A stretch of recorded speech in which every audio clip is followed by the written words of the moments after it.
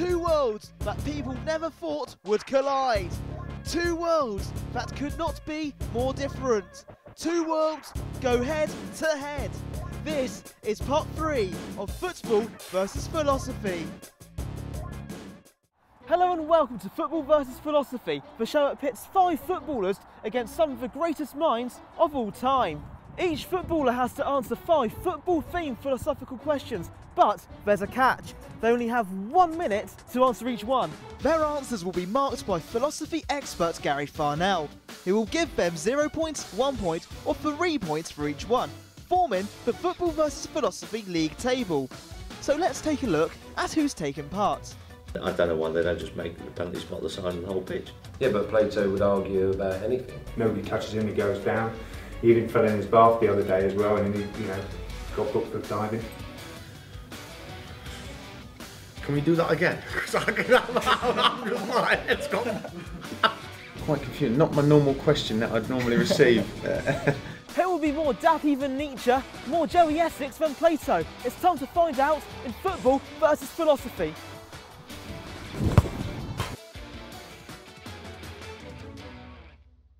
We're at the halfway stage and the table is looking good for Matt Letizia, but one slip up and Gordon Watson will be right behind him. Can he keep up the pace? Zeno says that there is always a halfway point between an object and its destination, so it will never reach its final destination. To score a goal in football, the ball must cross the goal line, which, in Zeno's world, would be the final destination. With that in mind, can you score a goal? Let's get Gary's analysis of this question. This could trip some people up. The ones who were saying that the penalty spot reduces down to nothing. The logical consequence of that position is that no, you couldn't score a goal because the ball would never reach the goal mouth nor wholly cross the goal line. That's interesting. Well, I suppose you can call it a goal because at some point there is a line that the ball has to cross, and once it crosses that line, that's when it becomes a goal. I can understand that halfway between where your ball finishes, there's always going to be a halfway point, but at some point the ball actually goes past the line into the net, so that your halfway point is going to be beyond that line. So I think that's why you can have a goal. And I think that's why. Philosophically speaking, can you have a goal? Philosophically speaking, it would sound impossible given the fact that halfway through your ball trajectory is going to be this side of the line, and is it ever going to get there? Having watched football a long time and seen a lot of balls go over the line, I think you can have a goal.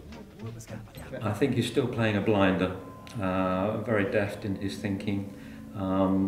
He sensed that there was potentially a trip up coming from you, trying to tackle him with your question, which he accommodated quite nicely in the beginning to what he was saying. And as with his first answer, he's still sensible enough to realise that there are goals scored in football matches. 3 points. Basically, it's an area that you need to pass, and with this technology that's got now, then we know that it's definitely gone past and over. But according to Zeno, okay, it would not cross the line because there's always a small fraction in between. Well, that's not, but that's wrong because obviously the net actually sits probably 6 to 8 feet beyond the line, and it hits that. So the line again is probably 6 to 8 feet prior. So it has crossed the line. So he's incorrect. Zeno's incorrect. He's incorrect. Okay.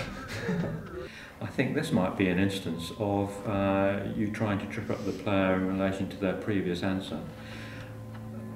I think you managed to do it this time, in that when Watson says Zeno is wrong, he's also saying that he was wrong in terms of what he was commenting in regard to David Hume and the penalty spot.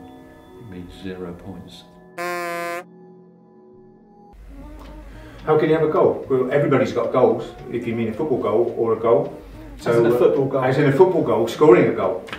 But everybody had goals about scoring goals, so you could be halfway to scoring a goal or halfway from preventing a goal. So if that's the case, half the goal you can score in, half the goal you can't score in, so that's halfway. But if the ball can't cross the line, so the line's the destination?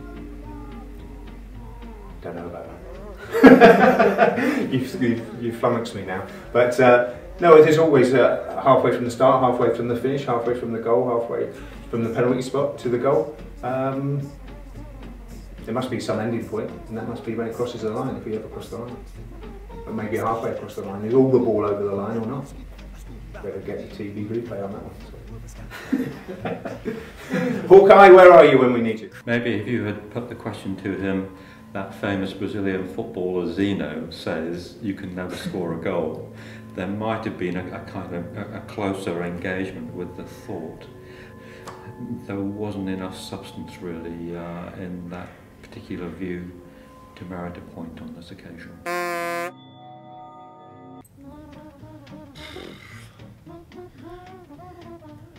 Well, there must be a line there for the ball to cross, so you must have a goal. There is a goal there, so... So you see it cross the line? Yes. So Zeno is wrong? I think Zeno is wrong, yes, definitely. This time there was, if anything, less of an entertaining of the possibility that the ball might not cross the line from Zeno's point of view. So it wasn't quite as strong an answer as the one that we did give that 1.2. The logic of this has to be that it's another 0 points, I'm afraid. I don't know if you ever would you? If that is the case in the theory or the reality.